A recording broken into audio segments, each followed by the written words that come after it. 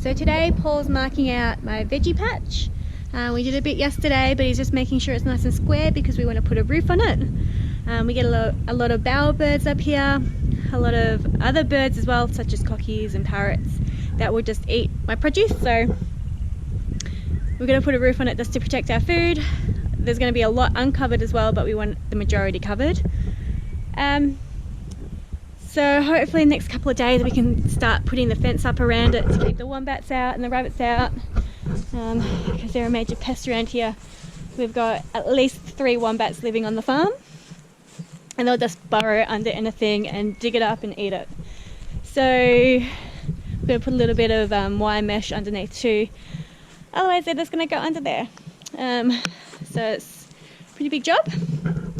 Today I've been doing quite a bit of work on our edibles. Just trying to get up and ready for a couple of weeks time when spring hits. I have potted up a heap of raspberries that I pulled out from the berry patch because it was so overgrown. There was berries everywhere. They didn't really have a place there, but I'm going to move them down to that veggie patch that Paul's working on, just up in the banks there where I can't really plant anything. I've weeded the pea patch, and I've got some broccoli in here in the walkway, and some hey, rocks out. Some broad beans here which are coming along great, and snow peas too. Snow peas are probably doing the best out of everything, and the broad beans. Hey Roxy, stop stepping on my broccoli. Thanks. And then through here, I've got my Brussels sprouts, purple cabbage, wombok, and pak choy. I don't really have anywhere else to plant at the moment.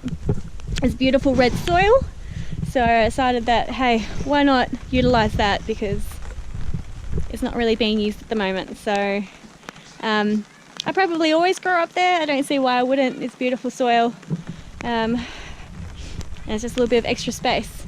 Although that veggie patch that Paul's building me now, that is as big as our old suburban block. It's around about 700, a bit more than 700 square meters just in that bottom section, and then you've got the hills upside too.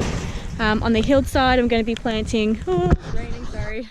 I'm going to be planting my kiwi fruit, my passion fruit, my asparagus, my raspberries and other caneberries that I find from in here. Was there something else? I can't remember. I'm not sure. But all my kind of trellised food is going to go in there. I'm hoping that Paul's going to finish in time so he can help me implement a trellis for the cane fruit up there. I'm going to implement a V trellis because the cane fruits on second year wood. So that means that what grows this year isn't going to fruit until the year after. So basically, if you have a V system, you put 1 year on this side, and then the next year you put the growth on that side, and you can prune this side off once it's finished fruiting.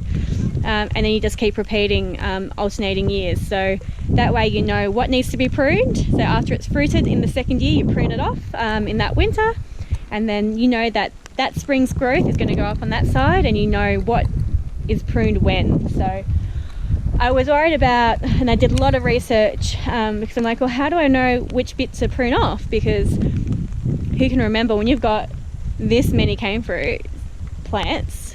How are you going to remember what bit's fruited and what bit hasn't fruited? So I mean, you can see sometimes if you haven't picked the fruit, you can see the little buds,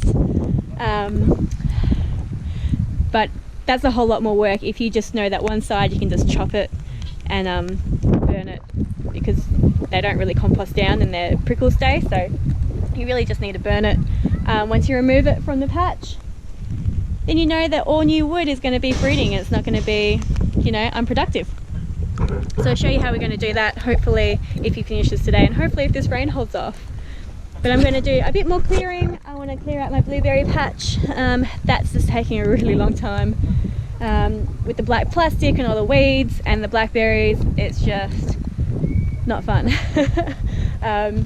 Yeah. So So I'm just hoping that with this system implemented, I'm hoping that all the suckers and runners will all be gone, because I won't let the plant get to that stage where it suckers and runs. And that's when these cane fruit become a problem, is when they start suckering and running.